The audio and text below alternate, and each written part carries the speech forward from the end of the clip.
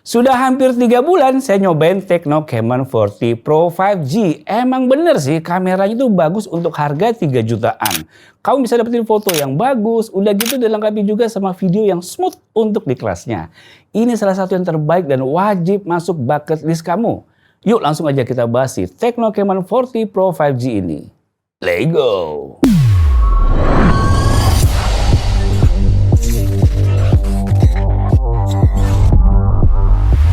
Yang pertama kali saya ingin bahas tentu kameranya, karena ini yang paling sering saya pakai. Saya sempat bawa ini ke berbagai tempat seperti di dalam mall, outdoor. Saya cobain juga buat beberapa kali hunting foto, emang hasilnya jempolan banget buat di kelasnya. Punya dual kamera, yang kamera utamanya 50 megapiksel. Nah yang bikin menarik tuh bukan di 50 megapikselnya doang, tapi dia udah pakai sensor Sony LYT700C Ultra Sensing Camera. Bedanya apa sih emang pakai sensor seperti ini? Hasil tangkapan cahayanya serta pemrosesan gambarnya bisa lebih baik. 108 megapiksel tapi sensornya ece-ece, pasti hasil gambarnya terasa beda. Dan untuk di kelas ini, Tecno Camon 40 Pro 5G emang beneran berhasil ngebawa kamera kelas atas ke level lower mid-range. Dan hasilnya juga nggak mengecewakan. Buat dipakai dengan objek orang, bisa dapetin hasil yang detail dan juga jelas. Apalagi Tecno selalu membahas kalau warna kulitnya ini bisa lebih original atau bisa mendekati warna kulit asli.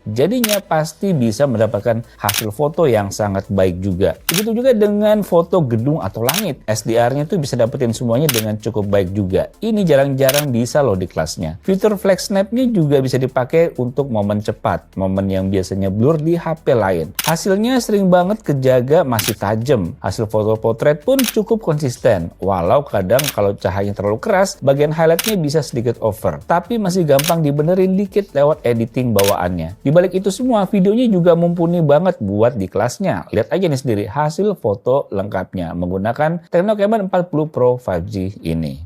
Hasil video kamera belakang dari Tecno Camon 40 Pro. Ini di resolusi 1080 30 fps ya. Dan dia bisa pindah ke lensa ultrawide juga. Cuman untuk detailnya memang sedikit turun ya untuk lensa ultrawide-nya. Kalau untuk lensa utamanya ini jauh lebih detail, lebih tajam dan stabil juga ya. Dia juga bisa nge-zoom 2 kali nih. Kalau kita sambil jalan ini hasilnya juga masih stabil banget. Ini di resolusi 1080 30 fps. Nah kalau ini untuk perekaman kamera belakang Tecno Camon 40 Pro atau 40 Pro di 1080 60 fps.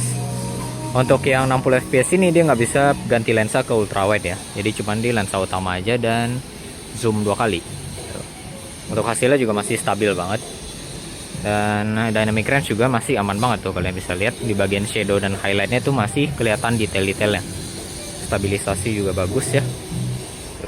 Nah kalau ini untuk di perekaman 4K 30 fps untuk hasilnya kayak gini, kalian bisa lihat sendiri ini jauh lebih tajam. Cuman sayangnya dia nggak bisa pindah ke lensa ultrawide juga, jadi cuman di lensa utama aja.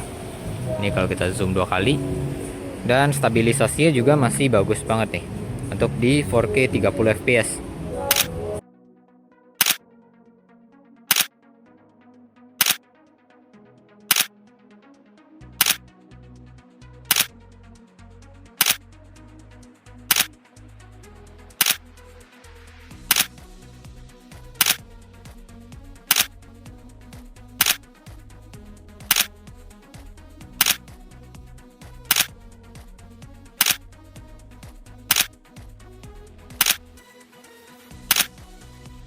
Oh iya, dia ada tombol yang punya fitur menarik nih, namanya One Tap Button berwarna orange ini. Tombolnya ini bisa membuka langsung fitur flex snap pada kamera, dan untuk fotonya bisa tap tombol yang sama juga. Jadinya sewaktu pas lagi ada momen kocak bareng temen, bisa langsung buka kamera dan tinggal jepret aja. Untuk performa, Dimensity 7300 di dalamnya ternyata cukup tahan banting. Selama pemakaian ini, hampir nggak pernah ketemu nge-lag yang parah. Antutunya sendiri kan mencapai 699.000, harusnya udah aman untuk di kelas harganya. Multitasking aman, buka kamera dari lock screen cepet, pindah-pindah aplikasi juga masih mulus. Tapi memang sih ketika dipakai lama sambil ngerekam video outdoor, suhunya bisa mulai naik. Nggak panas berlebih sih, cuman ya HP nggak gitu panas juga kalau dipakai kerja keras. OS Android 15 dengan update-nya juga rutin dengan bikin HP ini tetap terasa fresh dan animasinya tetap smooth. Bahkan dengan klaimnya penggunaan 5 tahun masih aman dengan update yang dikasih. SSD. RAM-nya 8 GB, terus ada RAM expansion 8 GB juga. Dengan storage di 256 GB. Nah, ini yang agak cukup disayangkan ya, karena nggak ada slot untuk micro SD card. Jadi kalau ngerasa kurang sih, saran saya harus langganan cloud atau rajin pindahin foto ke SSD kamu. Layar AMOLED ini juga masih menyenangkan sampai hari ini. Warnanya mantap, hitamnya pekat, dan di luar ruangan pun masih kebaca jelas. Dipakai buat streaming, edit video, atau sekedar buka TikTok sebelum tidur, layarnya masih enak dipandang. Ditambah 144 Hz-nya bikin animasi jadi lebih mulus. Nggak ada masalah sih saya sama layarnya. Secara bentuk desain juga cukup fresh. Dari awal muncul langsung jadi omongan banyak orang nih. Looks-nya kelihatan premium,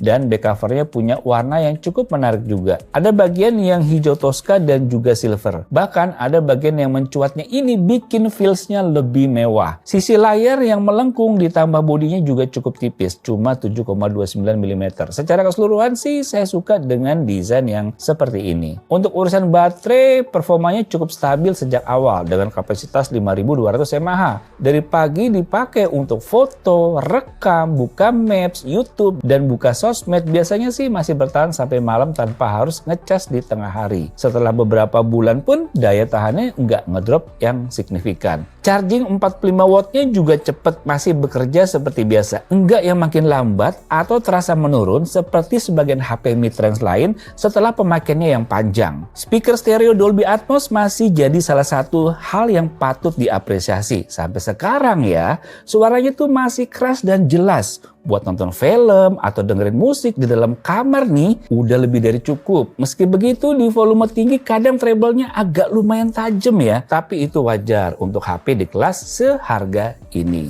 Kesimpulan, setelah dipakai selama beberapa bulan, saya bisa bilang kalau Camon 40 Pro 5G ini emang punya karakter kuat. Kameranya konsisten bagus, performanya stabil, baterainya awet, dan layarnya masih tetap nyaman dipakai lama. Ada beberapa minus kecil sih, seperti nggak ada slot micro SD card. Tapi nggak jadi masalah juga karena ada solusi cloud dan sebagainya. Apalagi desainnya yang emang cakep kayak gini. Tapi selama setengah 3 bulan ini nggak ada yang benar-benar mengganggu pengalaman saya. Intinya sih kameranya jos.